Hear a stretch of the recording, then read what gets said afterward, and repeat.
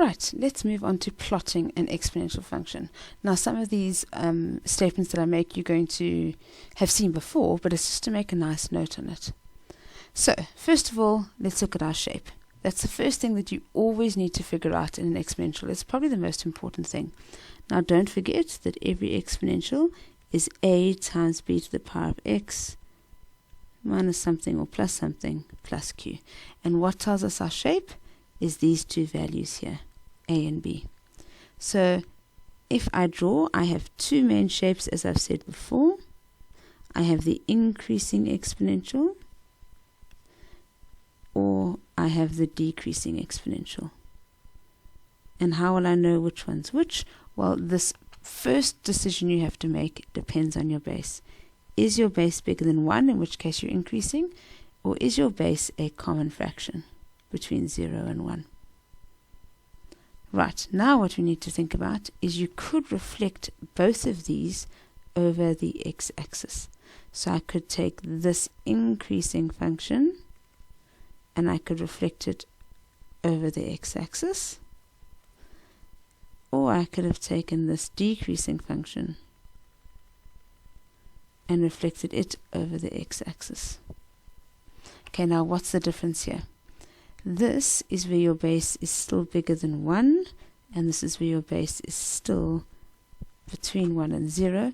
The only different thing is, in this case, your a value is positive, and in this case, your a value is negative, because you reflect it over the x-axis.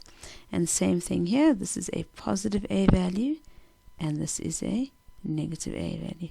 And don't forget that from there to there, and from there to there, you have a reflection over the x-axis. So I've said it before, but I find it useful to not think of 4 different shapes in an exponential. That's too much to remember. I think that there are 2 different shapes. Shape number 1 or shape number 2, and then the reflected versions are simply that. They're a reflected version. So before we draw any function, we should always say to ourselves, what shape are we dealing with? Right, now that we've got a and b out of the way, what other important things do we need? Well, first of all, our horizontal asymptote. There's only one asymptote. There's no vertical asymptote. Remember, a vertical asymptote occurs if x is not allowed to be something. Now, there's no reason why x can't be anything here. So there's only one asymptote, and that is y is equal to q. Now, y-intercepts, every single exponential will have y-intercept, because there's no reason why it shouldn't. So what we're going to do is, like every other y-intercept in the whole wide world, we're going to let x be equal to 0, and we'll solve that. Now, most y-intercepts actually land up being at 1, unless the graph is moved up or down, because anything to the power of 0 is 1.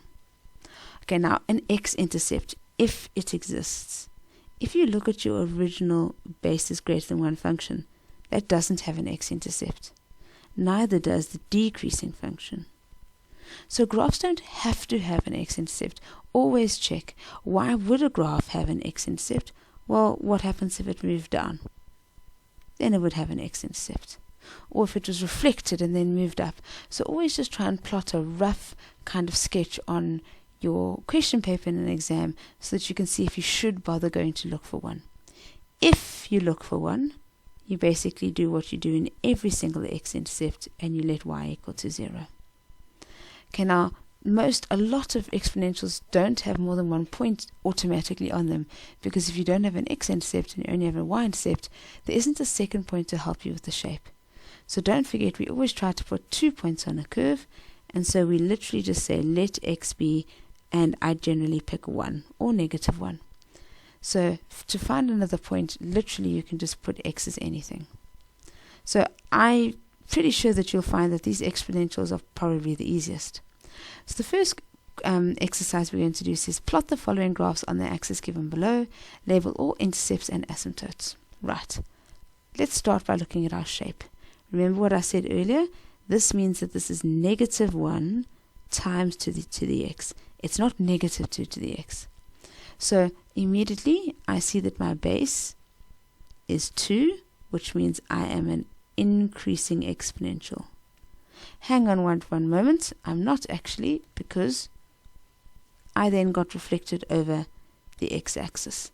So because that's now negative 1, my graph actually looks like that. So it's technically a decreasing function that's going downwards. But lastly, you need to translate the graph up 8. So your asymptote, which should be at 0, is now going to land up at y equals 8. And if the whole graph moves up, my graph is actually going to look like that. Now, why did I want to sketch that? Because now it's pretty obvious to me where I'm going to find an y-intercept has to be less than 8, and my x-intercept I'm thinking should be positive. Right, so I've pretty much drawn my function except for labeling those intercepts. So let's go find them. First of all, I'm going to find my y-intercept. So I'm going to say let x be 0. So that means g of 0 would be negative 2 to the power of 0 plus 8. Now, just don't forget, 2 to the power of 0 is 1.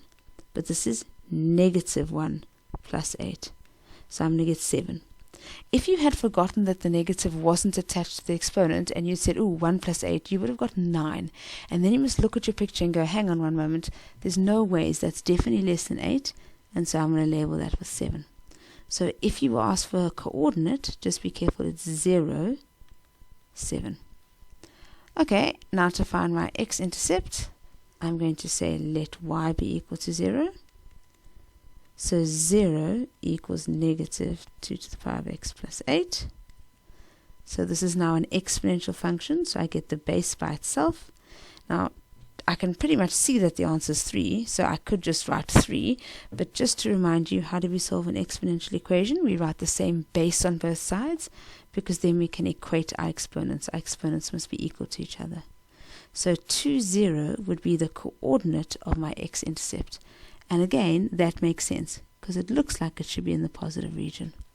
So literally, I wouldn't worry about a scale, because they don't give you an axis in an exam. What I've drawn in green in my little picture, if I erased my other two rough kind of steps along the way, my drawing is perfect. Just because I did give you an axis, let's go plot things. My horizontal asymptote is at y is equal to 8, so I mustn't forget to label that. My intercept is at 7. Well, 0, 7 be the coordinate, but you're welcome to just write 7. And my x-intercept is at 2, which is already labeled. Now, I don't need another point on the graph because there were automatically 2 by chance. And so, well, I kind of missed that. Let me start that again. Please make sure that your graphs look fairly smooth, and they must go through the coordinates that they're meant to go through. If they miss them, they're not classified as an intercept. So it's not my best effort because it looks a little bit not curved, but anyway, it must tend towards the asymptote, and it must go through my points. Now, you can see that often what a scale does is it kind of messes up the picture. If you look at this picture up here in green, that picture was actually a much prettier picture. So if I erased my blue and my orange, which are my steps on the way, that would be a perfectly acceptable graph in an exam. You don't have to draw to scale. Okay, let's have a look at the next one. Y is equal to a half to the power of x minus 1. Now let's start with our shape.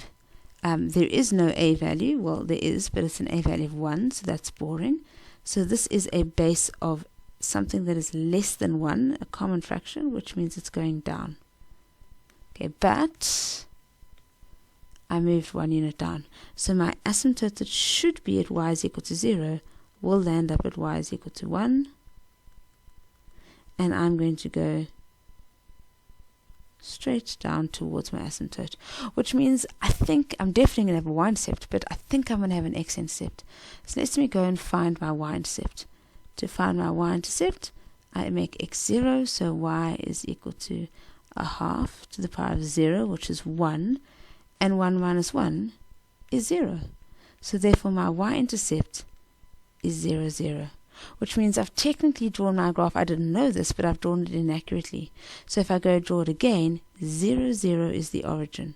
So my graph is going straight to the origin. So it does have an x-intercept, but I shouldn't waste my time trying to find it because I know it already. It happens to be exactly the same point. Now, that's nice and easy because I don't have to go find another intercept. However, it has put me in the spot of I only have 1 point on the graph, which we never like to have. So this is an example of when I would say let x be and I'd pick a number. Let x be 1. So y would be equal to a half to the power of 1, which is a half, minus 1, which is negative a half. So when x is 1, y is negative a half. So I would plot that point, and I'd say 1, negative a half. Now again, because we don't give you an axis in an exam, it's actually easier to draw your own one because you don't have to draw it to scale. If I have a look at this, because I made my scale so small, it kind of lands up looking a little bit silly. So try not to draw a scale that makes your plotting very difficult, because I have to plot 1, negative a half, which would be there, and then I go through the origin, and my graph goes down. So it's not too bad, but it kind of looks a bit ridiculous on such a big scale. So don't forget that this is a perfectly good, if I erase my stepping stone, which is the blue, that's a perfectly good example of a graph. And that's plotting of an exponential. It really is that simple. Don't forget that it doesn't have 2 asymptotes. It only has 1, which is the horizontal. Now, if we just chat through other things, why haven't we talked about axis of symmetry? An exponential graph doesn't have an axis of symmetry. If you look at this graph, there is no line that cuts this graph perfectly in half. So there's no axis of symmetry. Let's just practice domain and range. If I think about domain, we tend not to ask domain in an exponential function because it's so boring. There's no value that x can't be. X can be anything. Okay, now range is a little bit more interesting here. Hopefully we can see that our y values cannot get below negative 1. They're everything above negative 1. So it's all the way down from positive infinity, all the way down, and it tends towards negative 1. Sorry, I see I've done a typo. That should be negative 1. It tends all the way to negative 1, but doesn't actually get there. So my range is y is greater than my asymptote, which is negative 1. If I scroll up and just practice range here, this graph's range is not y is greater than, but y is less than 8, because clearly my graph is everywhere below my asymptote. So exponentials are largely above or below an asymptote. In fact, they're always either above the asymptote, in which case your range is y is greater than the q value, or they're below the asymptote, in which case y is less than that. Okay, we'll practice these when we look at mixed questions again, but they really are the nicest of the graphs.